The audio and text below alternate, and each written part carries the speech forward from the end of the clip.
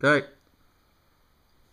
Hey Jazz, sorry I can't be there tonight. I would have given anything to say this in person, but unfortunately Amsterdam is just too far away for me to pop in. It's crazy cold here and I would love to have seen everyone, but anyway, it is what it is. So, I guess I should begin at the beginning, yeah? Jasmin Baker was born on the 22nd of March 1971. In that year, it was still legal to smoke in hospitals. It was probably legal to smoke while you gave birth, in fact. It was totally socially acceptable to both drink and smoke during your pregnancy, and bottle feeding with highly questionable sugary formulas. The music on the hospital radio next to Mum would have played hits like Proud Mary by Ike and Tina or Stairway to Heaven. Women hadn't yet heard of Brazilian waxes, so Mum's vajayjay would have been au naturel. And I'm guessing she would have been in a caftan of some sort. I'm guessing because there is not one single shot of Mum during any of her pregnancies. Dad was there with his luxurious lamb chops on his face, looking like John Holmes, and probably smoking a cigar and drinking a scotch. In fact, the doctor probably shared a few with him. My, how times have changed. Apparently, or according to folklore, aka Mum's truth, you're a very good baby. She quite often says that she just put you in a wicker basket under her desk at Jaeger Associates and you never made a peep. Probably because she couldn't hear you above the noise of her vibrating tummy belt that kept her so svelte in the 70s. During the high-flying 80s, you rode an apple green rally chopper, which would have regularly give you face gravel rash or knock out your teeth. You were massively into ABBA and Kiss and the Grease soundtrack, and you'd run home each afternoon after school to watch MASH on our parents' round bed with a green moon-shaped bedhead. You lived in Pymble and you had a neighbourhood gang of friends to drag race and roller skate with in your satin hot pants and rainbow knee pads while listening to Xanadu. You were 12 when we moved to Clontarf and directly into the Molly Ringwald era.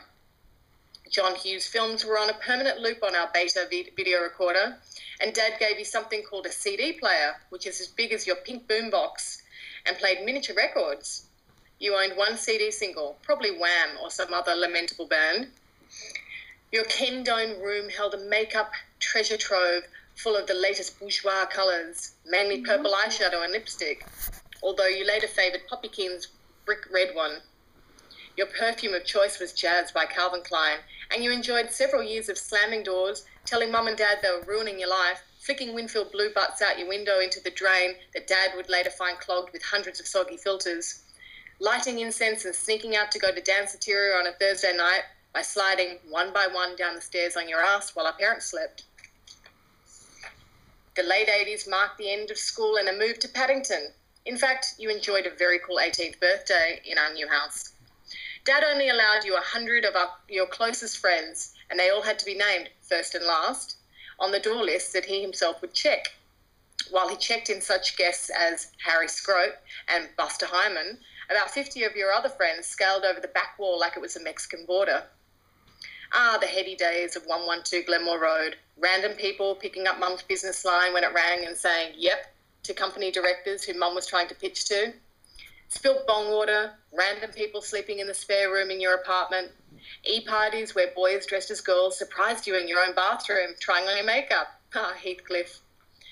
Fights with scissors, king hits that left my bedroom door in the middle of my room, the clock for $5 spaghettis and a $20 stick, John Gold and the Feel Like Making Love song Mum would play on the stereo that always told us exactly what she was up to. The 90s saw you in a decade-long relationship at a new business in the Central Coast.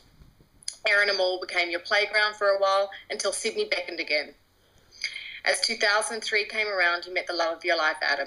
2 short years later, Ivy Elias was born, and now Ginger. Jazz, it has been extraordinary 40 years, and I'm glad that I've witnessed it with you. You truly have everything you could ever have wanted, and I know you're the happiest right now at this age.